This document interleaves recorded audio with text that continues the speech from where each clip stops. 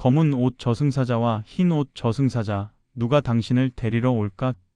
여러분, 저승사자가 흰 옷을 입고 오는지 검은 옷을 입고 오는지 아십니까? 조선시대 사람들은 저승사자의 옷 색깔만 봐도 자신의 운명을 알 수 있었다고 합니다. 흰 옷 저승사자를 만나면 그나마 다행이지만 검은 옷 저승사자를 만나는 순간 그것은 곧 지옥행을 의미했습니다. 실제로 죽음을 목전에 둔 사람들이 본 저승사자의 모습은 달랐고 그들의 운명도 달랐습니다. 300년 전 실제 기록된 이야기, 기문총화에 전해지는 놀라운 진실을 지금 공개합니다. 과연 여러분에게는 어떤 저승사자가 찾아올까요? 지금으로부터 300여 년 전 조선시대 어느 마을에 이런 일이 있었습니다. 그 마을에는 박진사라는 양반과 김상인이라는 장사꾼이 살고 있었습니다. 참 신기하게도 이 두 사람이 같은 날, 같은 시각에 위독해졌습니다. 박진사는 대대로 양반 집안에서 태어나 평생 편하게 살았습니다. 하지만 그는 노비들을 함부로 대했고 소작인들에게서 과도하게 세를 거두어 들였습니다. 가난한 사람들이 굶어 죽어도 눈 하나 깜짝하지 않았고 자기 배만 불리면 그만이었습니다. 마을 사람들은 박진사를 두려워했지만 존경하지는 않았습니다. 반면 김상인은 천한 신분으로 태어나 장사로 돈을 벌었습니다. 어렵게 모은 돈이었지만 그는 가난한 이웃을 늘 돌아보았습니다. 굶는 사람이 있으면 쌀을 나눠주었고 병든 사람이 있으면 약값을 대주었습니다. 자기 자식 공부시킬 돈도 부족했지만 마을 아이들을 모아 그를 가르치기도 했습니다. 어느 가을날이었습니다. 박진사는 갑자기 가슴을 움켜쥐고 쓰러졌습니다. 의원을 불렀지만 소용이 없었습니다. 같은 시각 마을 반대편에서는 김상인도 갑자기 쓰러졌습니다. 장에서 돌아오던 길에 그만 넘어져서 일어나지 못한 것입니다. 두 집안은 발칵 뒤집혔습니다. 박진사의 집에서는 아들, 딸들이 모여들어 울부짖었습니다. 하지만 그들이 우는 것은 아버지가 안타까워서가 아니라 재산 걱정 때문이었습니다. 김상인의 집도 마찬가지로 난리가 났습니다. 아내와 자식들은 물론이고 마을 사람들까지 모여들어 진심으로 눈물을 흘렸습니다. 그날 밤 자정 무렵이었습니다. 박진사는 혼미한 정신 속에서 누군가가 자기를 부르는 소리를 들었습니다. 간신히 눈을 떠보니 방 안에 두 사람이 서 있었습니다. 키가 훤칠하고 얼굴이 창백한 두 남자였습니다. 그런데 이상한 것은 그들이 입고 있는 옷이었습니다. 온통 새까만 옷을 입고 있었던 것입니다. 같은 시각 김상인도 정신이 희미해지는 가운데 누군가의 목소리를 들었습니다.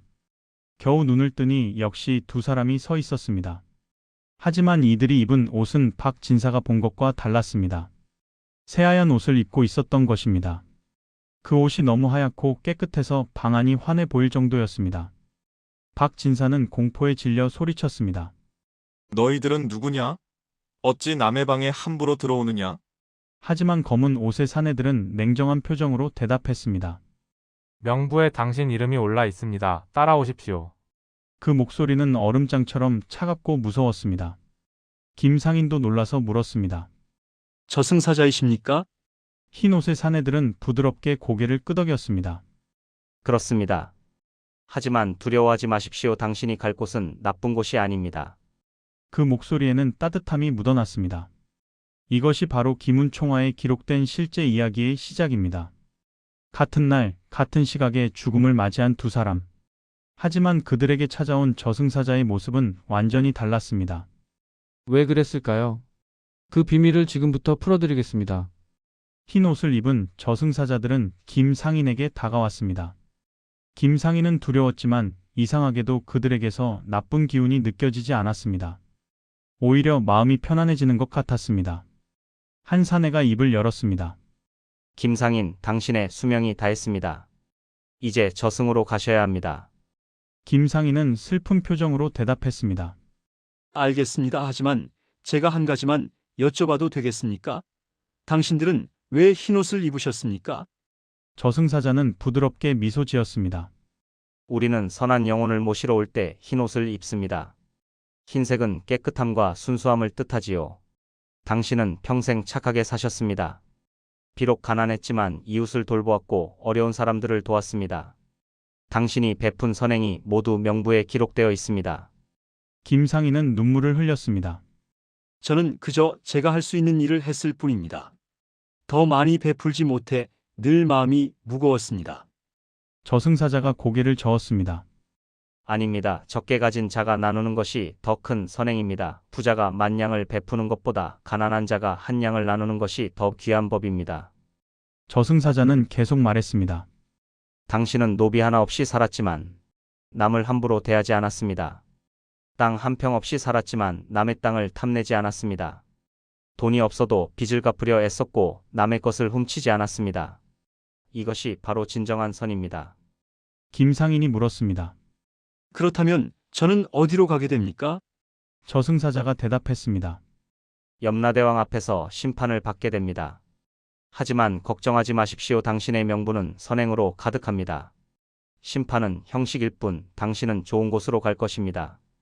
김상인은 마음이 조금 놓였습니다. 그는 다시 물었습니다. 제가 가기 전에 가족들에게 마지막 인사를 할 수 있을까요? 저승사자는 고개를 끄덕였습니다.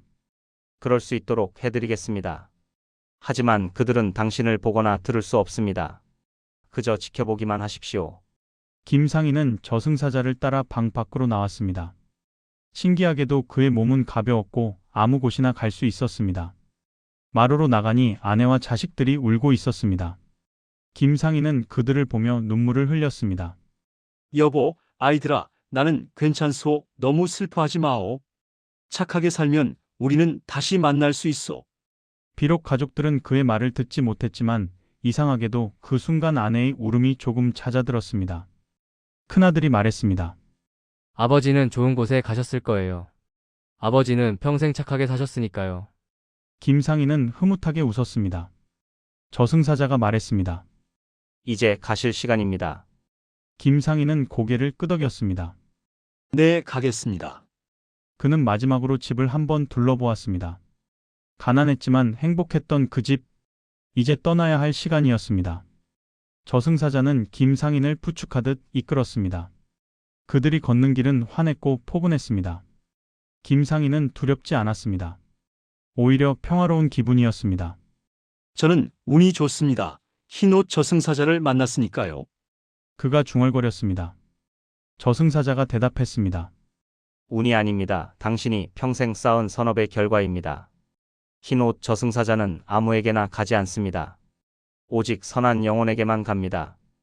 김상인은 깊은 안도의 한숨을 쉬었습니다. 같은 시각, 박진사의 방에서는 완전히 다른 광경이 펼쳐지고 있었습니다. 검은 옷을 입은 저승사자들은 차갑고 무서운 기운을 풍기며 서 있었습니다. 박진사는 공포에 질려 몸을 떨었습니다. 나를 왜 데려가려 하는가? 나는 양반이다. 함부로 대할 수 없다. 박진사가 소리쳤습니다. 하지만 검은 옷 저승사자는 냉정하게 대답했습니다. 저승에는 양반도 상놈도 없습니다. 오직 선과 악만 있을 뿐입니다. 저승사자가 손에 들고 있던 명부를 펼쳤습니다. 박진사, 당신의 죄목을 읽어드리겠습니다. 노비 셋을 때려 죽인 죄, 소작인들의 양식을 빼앗은 죄, 과부의 땅을 빼앗은 죄, 가난한 이의 빚을 받는다며 그 딸을 첩으로 삼은 죄. 죄목은 끝없이 이어졌습니다. 박진사는 얼굴이 새하얗게 질렸습니다. 그것은 모두 내 권리였다. 양반으로서 마땅히 누려야 할 권리가 아니었는가?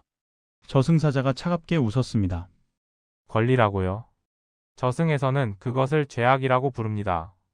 검은 옷 저승사자의 목소리는 점점 더 낮아지고 무서워졌습니다. 당신은 평생 약자를 괴롭히고 착취했습니다. 힘없는 사람들의 눈물로 배를 불렸습니다. 그 모든 것이 명부에 기록되어 있습니다. 단 한 가지도 빠짐없이 말입니다. 박진사는 필사적으로 변명했습니다. 나는 제사도 잘 지냈고 절에 시주도 했다. 부처님께 시주한 것이 얼마인지 아는가? 저승사자가 코웃음을 쳤습니다. 한 손으로 빼앗고 한 손으로 시주했으니 그것이 무슨 선업이겠습니까? 남의 것을 훔쳐 부처님께 바치는 것은 선이 아니라 또 다른 죄입니다. 저승사자는 계속 말했습니다. 당신이 절에 바친 쌀은 소작인들의 입에서 뺏은 것입니다. 당신이 부처님께 올린 돈은 가난한 사람들의 땀과 눈물입니다. 그런 것으로는 결코 죄를 씻을 수 없습니다. 박진사는 무릎을 꿇었습니다. 제발 기회를 주시오. 다시 살려만 준다면 앞으로 착하게 살겠소. 하지만 저승사자는 고개를 저었습니다. 이미 늦었습니다. 당신의 수명이 다했고 명부에 이름이 올라 있습니다. 게다가 저승사자가 잠시 말을 멈췄습니다. 게다가 무엇이오? 박 진사가 떨리는 목소리로 물었습니다. 저승사자가 차갑게 대답했습니다. 당신 같은 악한 영혼에게는 다시 살 기회조차 주지 않습니다. 선한 사람이 잘못해서 명부에 이름이 올랐을 때는 가끔 기회를 주기도 합니다. 하지만 당신처럼 평생을 악하게 산 자에게는 그런 자비가 없습니다. 박 진사는 공포에 질려 울기 시작했습니다. 싫소. 가기 싫소. 조금만 더 살게 해주시오. 하지만 검은 옷 저승사자들은 무정하게 그를 끌어당겼습니다. 박 진사는 저항했지만 소용이 없었습니다. 저승사자의 힘은 엄청나게 강했습니다. 왜 당신들은 검은 옷을 입었소? 박 진사가 마지막으로 물었습니다. 저승사자가 대답했습니다. 검은색은 어둠과 죄악을 상징합니다. 우리는 악한 영혼을 데리러 갈 때 검은 옷을 입습니다. 그래야 그 영혼이 자신의 처지를 깨닫기 때문입니다. 저승사자는 계속 말했습니다. 흰옷 저승사자를 만나는 자는 복이 있는 자입니다. 그들은 편안하게 저승으로 갑니다. 하지만 검은 옷 저승사자를 만나는 자는 화가 있는 자입니다. 그들은 고통 속에서 끌려갑니다. 박 진사는 온몸이 얼어붙는 것 같았습니다. 저승사자들이 그를 끌고 나가려 하자 방 안의 온도가 급격히 떨어졌습니다. 촛불이 꺼지고 어둠이 밀려왔습니다. 박 진사는 비명을 질렀지만 아무도 들을 수 없었습니다. 당신이 가야 할 곳은 결코 좋은 곳이 아닙니다. 저승사자의 마지막 말이 박 진사의 귀에 울렸습니다. 염라대왕의 심판이 끝나면 당신은 지옥으로 갈 것입니다. 생전에 지은 죄의 무게만큼 벌을 받게 될 것입니다. 박 진사는 절망했습니다. 평생 누렸던 부귀영화도 양반이라는 신분도 쌓아둔 재산도 이제 아무 소용이 없었습니다. 오직 생전에 지은 죄만이 그를 따라왔습니다. 검은 옷 저승사자의 차가운 손이 그의 팔을 잡는 순간 박 진사는 자신의 인생이 얼마나 잘못되었는지 깨달았습니다. 하지만 이미 너무 늦었습니다. 새벽이 밝아왔습니다. 박 진사의 집에서는 통곡 소리가 들려왔습니다. 하지만 그 울음소리는 어딘가 공허했습니다. 자식들은 울고는 있었지만 금방 재산 이야기를 시작했습니다. 아버님의 땅 문서는 어디 있을까? 노비 명부는 누가 관리하지? 박 진사가 평생 모은 재산을 차지하기 위한 다툼이 벌써 시작된 것입니다. 박 진사의 임종은 참으로 고통스러웠습니다. 그는 마지막까지 비명을 질렀고 온몸을 뒤틀며 괴로워했습니다. 곁에 있던 의원이 말했습니다. 이상합니다. 마치 무언가에 끌려가는 것처럼 몸부림치십니다. 실제로 박 진사는 검은 옷 저승사자들에게 강제로 끌려가고 있었던 것입니다. 박 진사의 얼굴은 죽는 순간까지 일그러져 있었습니다. 눈은 크게 뜨고 있었고 입은 비명을 지르다 멈춘 듯한 모양이었습니다. 사람들은 그 모습을 보고 수군거렸습니다. 저런 무서운 얼굴로 돌아가시다니. 필시 좋지 않은 곳으로 가셨을 게야. 마을 사람들은 모두 알고 있었습니다. 박 진사가 평생 얼마나 악하게 살았는지를. 장례를 치르는 동안에도 이상한 일들이 계속 일어났습니다. 제사상에 올린 음식에서 이상한 냄새가 났고 촛불은 자꾸만 꺼졌습니다. 까마귀들이 지붕에 모여들어 불길하게 울어댔습니다. 문상객들도 집 안에 들어서면 등골이 오싹해진다고 했습니다. 이 집에 뭔가 있는 것 같아. 사람들은 수군거렸습니다. 반면 김상인의 집은 완전히 달랐습니다. 슬픔은 깊었지만 분위기는 평화로웠습니다. 김상인의 임종은 고요했습니다. 그는 마지막 순간 미소를 지으며 눈을 감았습니다. 여보, 나는 괜찮소. 좋은 곳으로 갑니다. 그가 남긴 마지막 말이었습니다. 김상인의 얼굴은 평온했습니다. 마치 편안하게 잠든 것 같았습니다. 입가에는 잔잔한 미소가 어려 있었고 얼굴에는 고통의 흔적이 전혀 없었습니다. 사람들은 그 모습을 보고 감탄했습니다.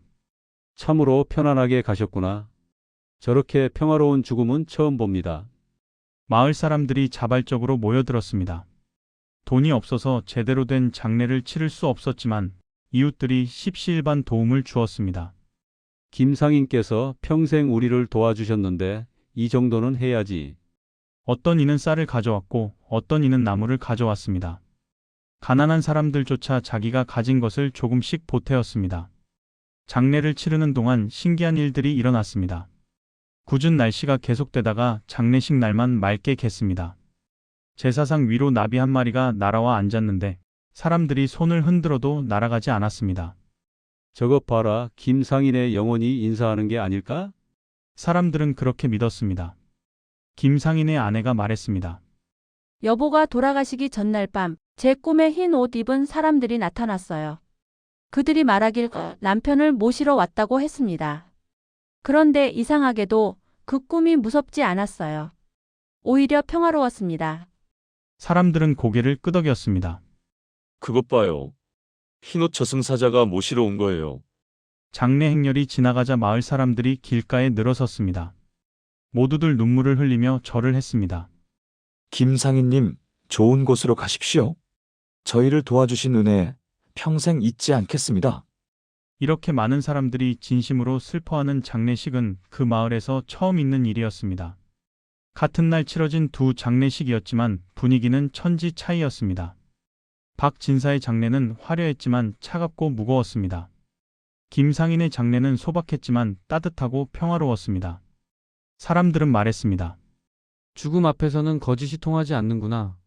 살아생전 어떻게 살았는지가 죽을 때 다 드러나는구나. 이 이야기를 기록한 기문총화에는 저승사자에 관한 더 자세한 내용이 적혀 있습니다. 조선시대 선비들은 죽음을 앞둔 사람들을 관찰하고 그들의 증언을 꼼꼼히 기록했습니다. 그 기록들을 모아보니 놀라운 규칙성이 발견되었습니다. 먼저 흰옷 저승사자를 본 사람들의 공통점이 있었습니다. 이들은 모두 평생 선하게 살았던 사람들이었습니다. 반드시 부자일 필요도 없었고 높은 벼슬을 한 사람일 필요도 없었습니다. 오히려 가난한 사람, 신분이 낮은 사람 중에 흰옷 저승사자를 만난 경우가 많았습니다. 기문총화에는 이런 기록이 있습니다. 흰옷 저승사자는 깨끗한 영혼을 모시러 갈 때 입는 예복이다. 그들은 공손하고 부드러우며 죽어가는 자를 두렵게 하지 않는다. 오히려 위로하고 격려한다. 실제로 흰옷 저승사자를 만난 사람들은 죽음이 두렵지 않았다고 합니다. 한 스님의 기록에는 이런 내용도 있습니다. 내가 병들어 죽을 뻔했을 때 흰옷 입은 두 사람을 보았다. 그들은 나에게 아직 할 일이 남았으니 조금 더 머물러야 한다고 했다. 그리고는 사라졌는데 그 후 나는 기적적으로 회복되었다. 흰옷 저승사자는 때로는 영혼을 다시 돌려보내기도 했다는 것입니다. 반면 검은 옷 저승사자를 본 사람들은 모두 악하게 산 사람들이었습니다.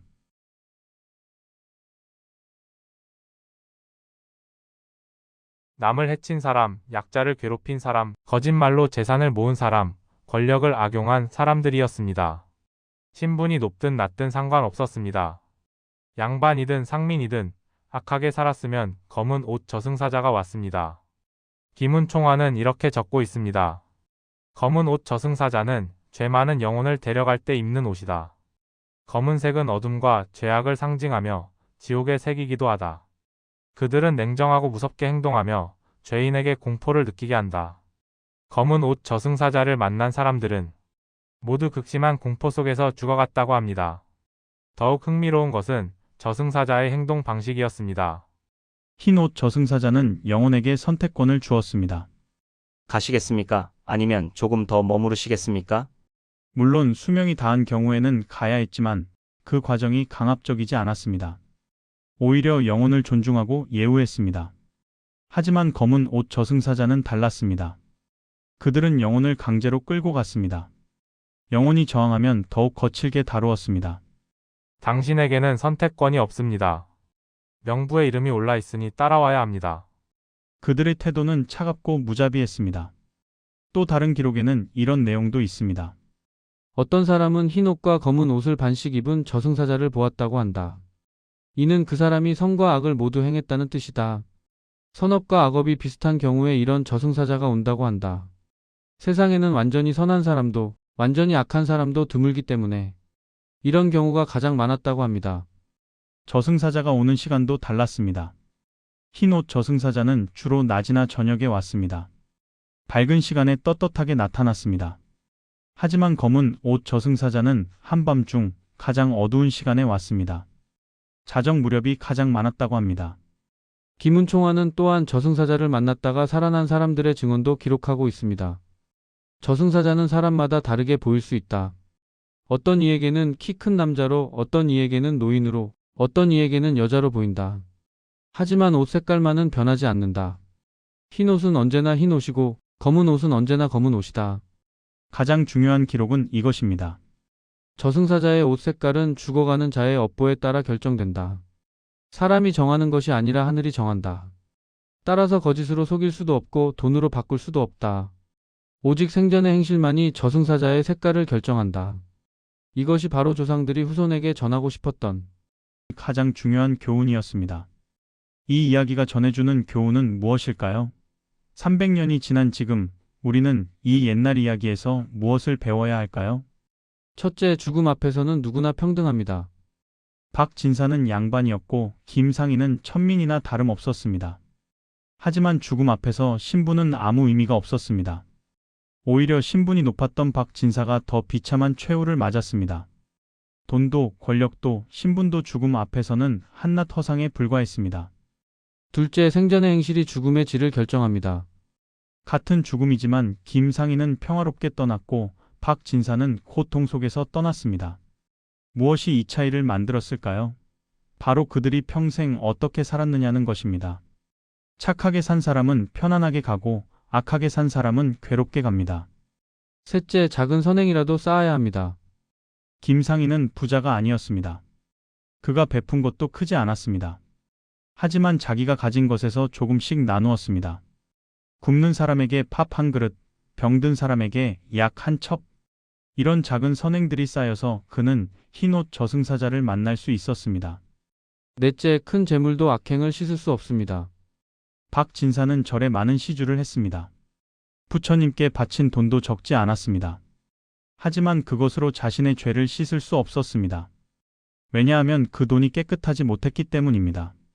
남의 것을 빼앗아 바친 시주는 오히려 죄를 더하는 것입니다. 다섯째, 언젠가는 모두 심판받습니다. 이승에서는 악한 짓을 하고도 벌을 받지 않는 사람들이 있습니다. 권력으로, 돈으로, 신분으로 법망을 피하는 사람들도 있습니다. 하지만 저승에서는 다릅니다. 모든 것이 명부에 기록되어 있고 염라대왕 앞에서 반드시 심판받습니다. 여섯째, 지금 어떻게 사느냐가 중요합니다. 박진사는 마지막 순간에 후회했지만 이미 늦었습니다. 다시 기회를 달라고 애원했지만 받아들여지지 않았습니다. 죽음은 예고 없이 찾아오고 그때는 이미 모든 것이 끝난 후입니다. 그러므로 지금, 오늘, 이 순간이 중요합니다. 일곱째, 주변 사람들에게 잘해야 합니다. 김상인의 장례식에는 수많은 사람들이 와서 진심으로 슬퍼했습니다.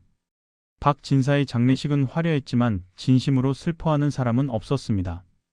우리가 죽은 후 사람들이 기억하는 것은 우리가 얼마나 많은 재산을 가졌는지가 아니라 우리가 얼마나 따뜻한 사람이었는지입니다. 여덟째, 양심에 따라 살아야 합니다. 저승사자의 옷 색깔을 정하는 것은 하늘입니다. 사람이 속일 수 없고 거짓으로 바꿀 수도 없습니다. 우리의 양심은 모든 것을 알고 있습니다.